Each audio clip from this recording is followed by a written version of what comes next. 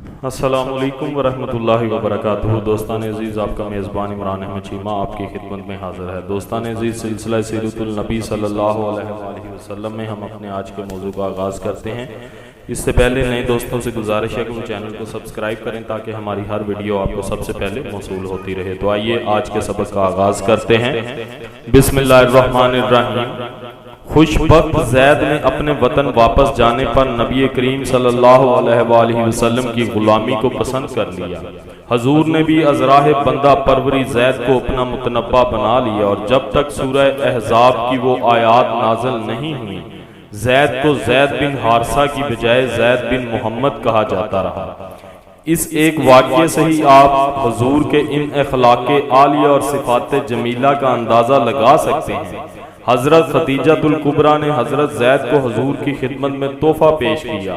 हजूर ने इसी वक्त इसको आज़ाद फरमा दिया और फिर इसके साथ ऐसा मुशफ़क़ाना बर्ताव किया कि जब इसे ये मौका मिला कि वो हजूर को इख्तियार करे या अपने माँ बाप को, तो इसने बिला झिझक ये फैसला किया कि वो अपनी सारी जिंदगी हजूर के कदमों में बसर करेगा।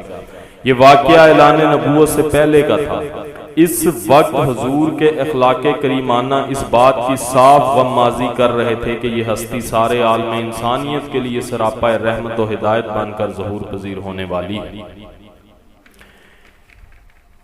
एक रवायत में ये भी है कि खुद ज़ैद के वालिद हारसा इन्हें ढूंढते हुए मक्का मुकरमा आए।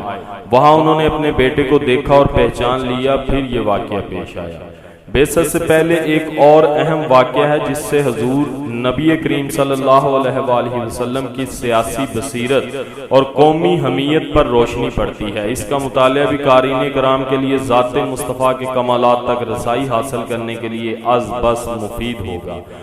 जस्टिस सैयद अमीर अली ने अपनी सीरत की किताब में यूरोप के मायानाज़ मौर्रखीन के हवाले से ये वाक़या कलमबंद किया है। वो लिखते हैं, हजूर की बेसत से पहले मक्का मुकरमा में चंद आदमी ऐसे थे जो बुतों की परस्तिश से बेजार थे और अपनी कौम की अखलाकी पस्ती पर अज हद अफसुर्दा रहा करते थे। उन्होंने एक दिन इकट्ठे होकर फैसला किया कि अल्लाह ताला ने हमें अक्ल व खिरत की नेमत अर्जानी फरमाई है।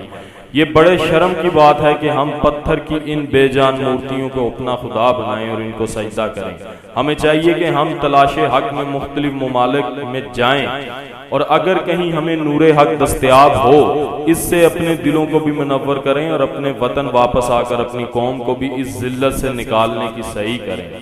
इस गिरोह को खुनफा कहा जाता था। इनमें वर्का बिन नौफल, अब्दुल्ला बिन जहश, उस्मान बिन हुवैरस और ज़ैद बिन उमरू के नाम बहुत मशहूर हैं।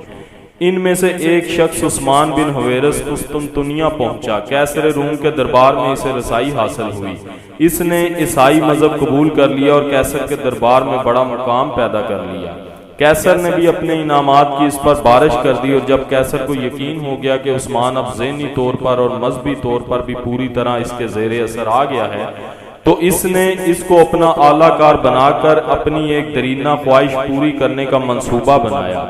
मक्का को काबा शरीफ की वजह से सारे जजीरा अरब में जो एहतराम, जो मरकजियत और जो अहमियत हासिल थी, इससे सब बाखबर थे। रूहानी अकीदत का मरकज होने के साथ साथ मक्का को कारोबारी मैदान में भी बड़ी मरकजियत और बालादस्ती हासिल थी।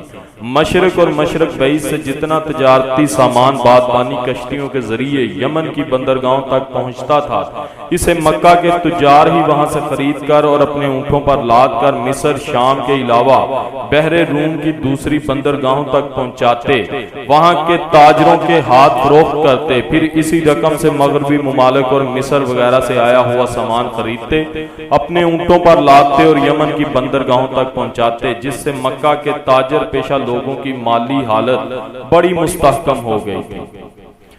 तो दोस्तान अजीज़, मौजू की तवालत की वजह से मौजू को आज यहीं पे ख़त्म करते हैं। इंशाअल्लाह ताला कल इस मंसूबे के बारे में मुकम्मल पढ़ेंगे जिसको आज हमने शुरू किया है। तो इसी के साथ अपने मेज़बान इमरान अहमद चीमा को इजाज़त दीजिएगा। अपना बहुत सारा ख्याल रखिएगा, दुआओं में याद रखिएगा। अल्लाह हाफिज़ व नासर।